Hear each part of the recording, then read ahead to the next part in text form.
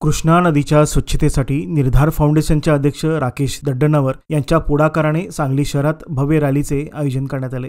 जिल्हाधिकारी अशोक काकडे यांच्या हस्ते या रॅलीचे उद्घाटन पार पडले।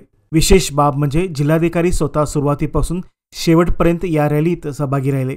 जयतू कृष्णे या अभियानाची औपचारिक सुरुवात या रॅलीमधून करण्यात आली। सांगलीकरांचा उत्स्फूर्त सहभाग यामध्ये दिसून आला।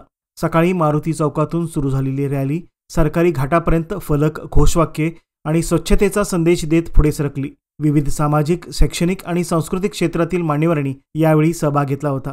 गेल्या 2600 दिवसापासून स्वच्छतेच्या कार्यात सातत्याने कार्यरत असलेले राकेश दड्डनावर यांनी या रॅलीमध्ये कृष्णा नदी स्वच्छतेसाठी अधिक व्यापक स्तरावर चळवळीची सुरुवात केली।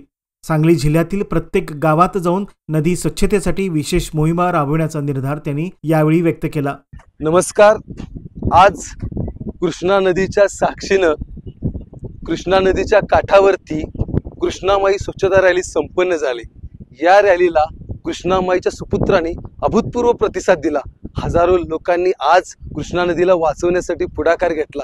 हे बघून खरोखर ऊर भरून आला। परंतु ही लढाई इथंच थांबलेली नाही।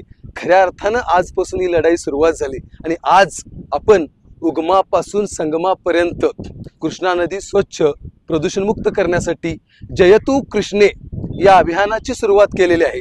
या अभियानाच्या माध्यमातून तात्पुरत्या स्वरूपामध्ये सांगली जिल्ह्यामध्ये कृष्णा नदीचा जिथे सुरुवात होते तिथून शेवटपर्यंत म्हणजे वाळवा तालुक्यापासून मिरज तालुक्यापर्यंत नदीकाठच्या भागामध्ये दर रविवारी स्वच्छता करणे, नागरिकांना प्रबोधन करणे आणि प्रशासनाशी समन्वय साधून प्रशासकीय पातळीवर काही गोष्टी करणे, अशा पद्धतीनं आपण कामकाज करणार आहोत। यामध्ये प्रथम नागरिकांनी जागरूक, द्वितीय प्रशासनानं अशा पद्धतीने ताळमेळ करून आम्ही येणाऱ्या काळामध्ये कृष्णा नदीला स्वच्छ, समृद्ध आणि प्रदूषणमुक्त करण्यासाठी शेवटच्या घटकापर्यंत लढा देत राहणार आहे।